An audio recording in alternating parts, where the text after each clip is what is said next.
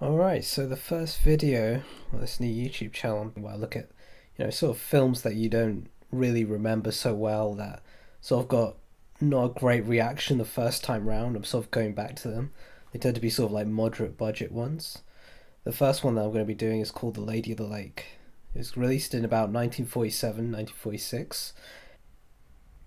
So this was the fourth Raymond Chandler novel. It was featuring Philip Marlowe with Robert Montgomery starring as Philip Marlowe, but he was also the director of the film, and he chose to shoot the film completely from the protagonist's point of view. Almost all of it, in fact, was shot from his perspective, that POV shot. So you rarely see Montgomery in the role. You mainly see him in reflections of mirrors. You mainly hear his voice, and you see all the other cast of characters, and it's just such a great tool, I think, in this film. You will hear whenever anyone reviews this film, they'll talk of it as like a gimmick, just a one-time novelty that wears thin after a while. But to be honest with you, I think it works really well. Probably because it's got such an absorbing story. So the plot, it concerns the missing wife of Derris Kingsby, who is basically the owner of like a publishing house, and they make sort of pulp novels, pulp magazines, and it starts off with Philip Marlowe actually trying to sell a short story based on a real life tale to this publishing house, and he sort of gets suckered into finding this missing wife character, the Mrs. Kingsby.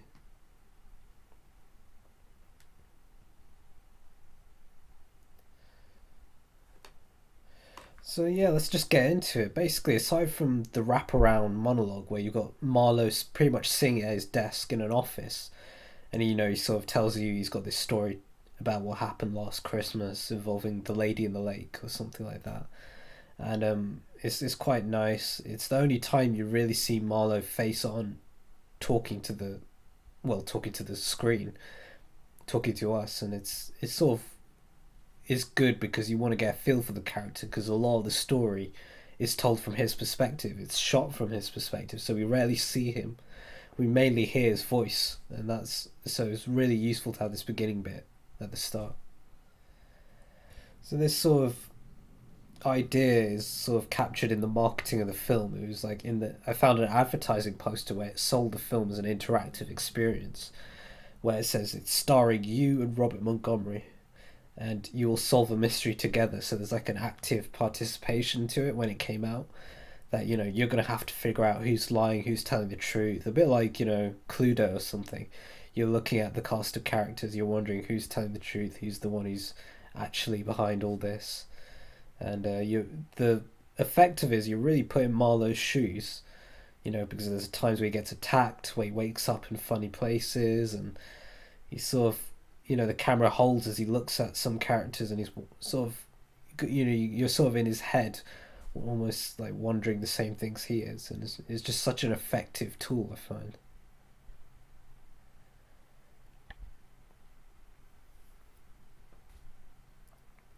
So basically it's all shot from his perspective except for a few short scenes where he sort of narrates the story. Basically it's like a wraparound where he's in his office. It starts off there, ends off there, and occasionally he goes back to it in the film where he sort of gives a little detail, or if there's like a time jump in the story, he'll address the audience face onwards. He'll break the fourth wall.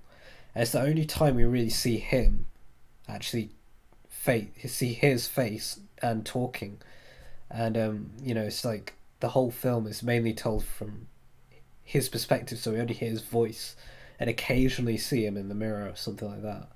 So it's really these few moments where we get a real solid sense of who he is. Most critics, they called it a gimmick, which is fine, but some said it, that it didn't translate to film noir, which is something I really disagree with, because I find it particularly suits film noir because all the classic hard-boiled stories of Dashiell Hammett, Raymond Chandler, they're these detective stories that are centered around like a lone male, suddenly like, neck deep in a like some big convoluted plot, and there's a ton of characters that he keeps bumping into, and he's not sure how they fit into everything. And so he's like got to focus on which one of these like unscrupulous characters he can trust, which ones he can't. who are friends, who are enemies, and by putting the camera right in his perspective, really, completely is a visual way of translating that perfectly from the novels to the screen. I think it really works with novels, particularly first person stories. The funny thing is, I think the film is superior to the novel. It's, one of those rare occasions where, Stephen Fisher's excellent screenplay, it's one of the best adaptations I think I've ever seen, because I've read the book, and the book is almost a little predictable. Maybe because I've seen the film first, but I think like they give away the twist at one point. There's like a scene where there's a character who's a little duplicitous, and they seem to give it away in the novel and some of the way it's described. And in the film, it's less suspicious. It's sort of glossed over so that you're actually surprised when the twist comes. So the best changes are, there's the ad pretty much details to it. It's weird how a novel can actually feel more sparse than the film, but in this case, the ad stuff, this Christmas setting, it's all set in the last week of Christmas. It really works because, well, I'll get onto it in a moment, but it sort of influences the music of the scene as well. There's also a romantic lead in Adrian Fromsit, who's the sort of lead female character in the film. She's the one who gives Philip Marlowe the task at the very beginning. She works at the publishing house, and she's not really got that same prominent role in the book.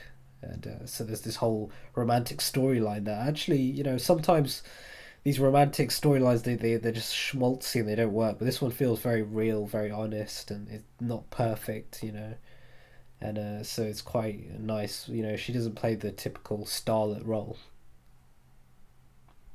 In fact, one of the best things about this is we're never really sure how much we can trust the Adrian Fromsit character as well. There's just constantly this sort of seesawing about whether she's genuine and honest, or whether there's something darker lurking under the surface. So the Christmas setting inspires the score of the film, because, well, to be fair, there isn't a score. It's really just an eerie choir, just a complete bank of voices that do like oohs and ahs, and they sort of get sieged in and out at different points of the film. So like there's a car chase, and when that's amping up and it's getting more tense, you hear this like ghostly choir just slowly getting mixed into the the sound design. It's just incredible. It sort of reminds me of the 10cc song I'm Not in Love. No instruments, no nothing, just voices being used to create this really weird feeling of it. It would be weird for a film today, let alone back then, because there's always instruments, whether it's industrial or actual classical, or keyboards or guitars, the drum. There's always something that's not human that's being used to create a beat or a rhythm or a melody. In this one, it's totally just voices, or there's no percussive element to it. It's just like this really soothing creepiness, and it's really worth hearing just for that, actually. Yeah, so one weakness I found was this Robert Montgomery. He's sort of like, he's a little bit tough in the story, but he's very warm and friendly in the wraparound, so there's a bit of a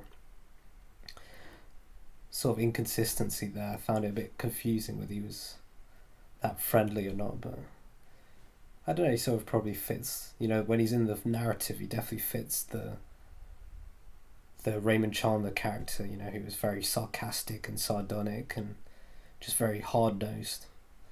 But he's a hard one to really get used to. I don't know if I really felt truly I could relate to him.